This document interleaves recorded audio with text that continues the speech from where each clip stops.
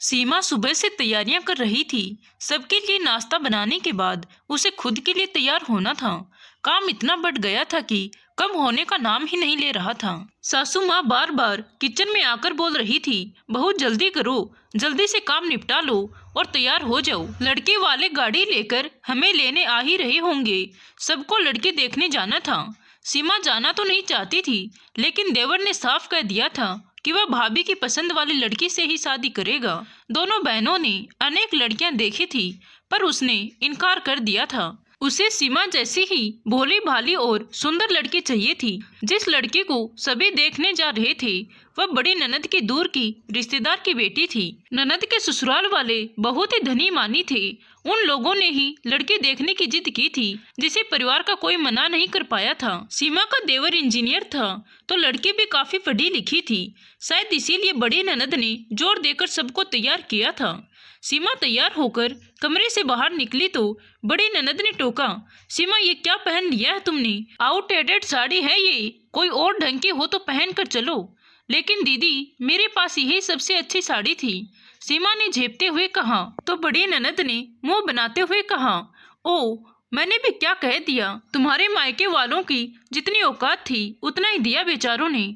एक काम करो, मेरी साड़ी लेकर पहन लो, वरना लड़के वाले कहीं ये न सोच लें कि हमारा ग्रेड उनसे कम है। ननद की बात सीमा के दिल में चुभ गई, लेकिन क्या बोलती? बड़ी ननद को उलटकर जवाब देना उसके संस्कार में नहीं था। मन महसूस कर उसने ननद की दी हुई साड़ी पहन ली। छोटी ननद ने चुटकी लेते हुए कहा, वाह, भाभी तो इस साड़ी में खूब खिल रही है। बड़ी ननद ने कहा, हाँ, सिर्फ सुंदर होने से नहीं होता है, वेशभूषा भी सुंदरता बढ़ाने में मदद करता है। चलो सब जल्दी। गाड़ी बाहर आकर खड़ी हो गई है। इस तरह ताने सीमा ने अनेकों बार सुना था, पर कभी कोई प्रतिक्रिया नहीं देती थी। शहर के एक महंगे होटल में लड़की देखने की व्यवस्था लड़के वालों ने की थी।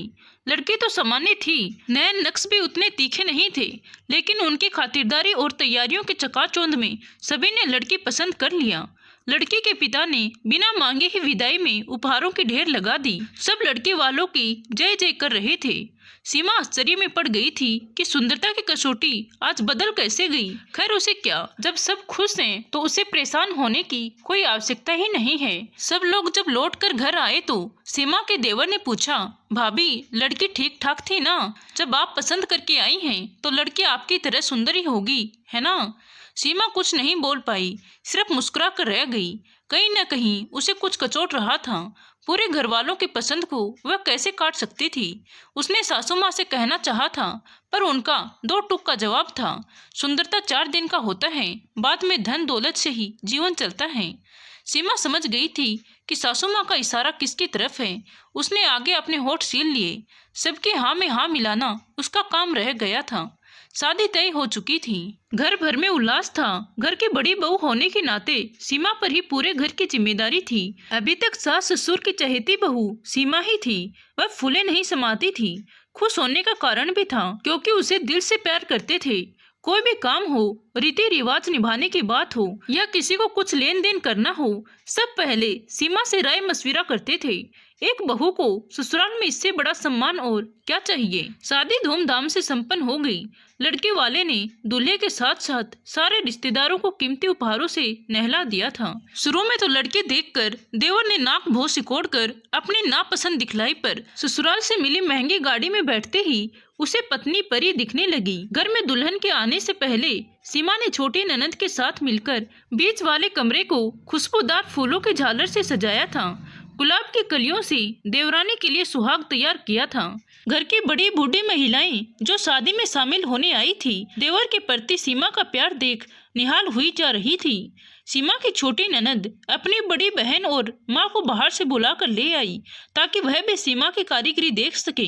सबके मुंह से तारीफ सुन चुकी सीमा के कान सासू माँ के मुंह से तारीफ सुनने को व्याकुल हो रहे थे। बड़ी ननद ने कमरे में घुसते ही कहा, क्या माँ, तुम्हारी छोटी बहू के लिए ये कोठरी तैयार हुई है? बेचारी का दम नहीं घुट जाएगा इस छोटे से कमरे में।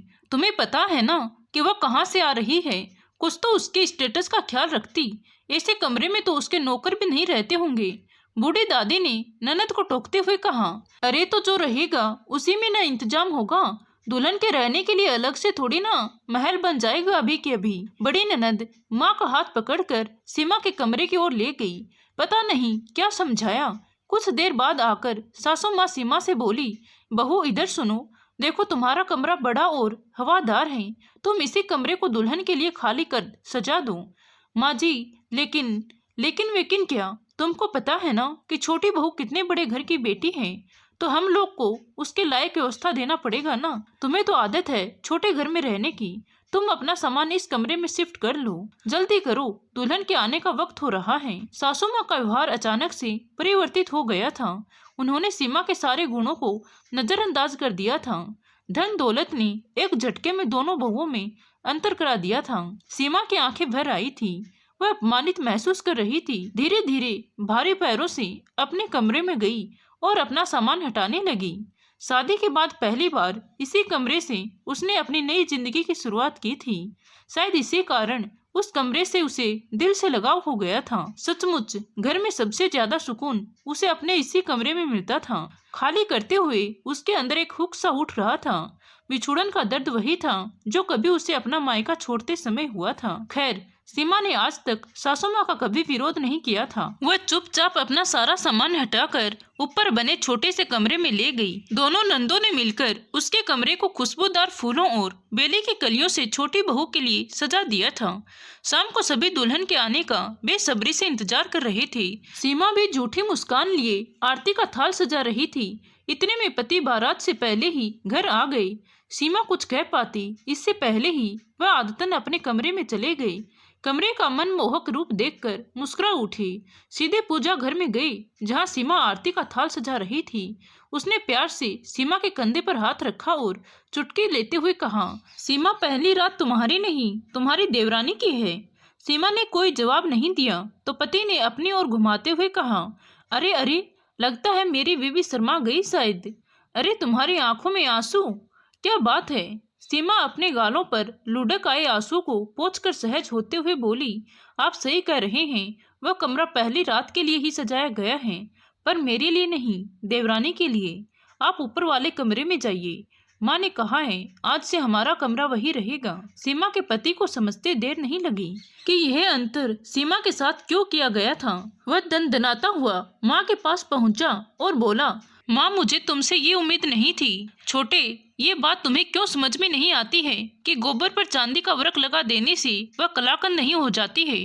माँ ने जो किया है वह ठीक ही किया है, इसको अंतर करना नहीं समझदारी कहते हैं। कोई बात नहीं दीदी, मैं इतना भी नासमझ नहीं हूँ। मैंने अपनी और अपनी पत्नी की जगह पहचान ली। बहुत बड़ी दुनिया है, कुछ दिन बाद हम अपनी जगह पर चले जाएंगे, आप चिंता मत कीजिए। धन्यवाद दोस्तों, कहानी अच्छी लगी हो तो प्लीज वीडियो को लाइक करें।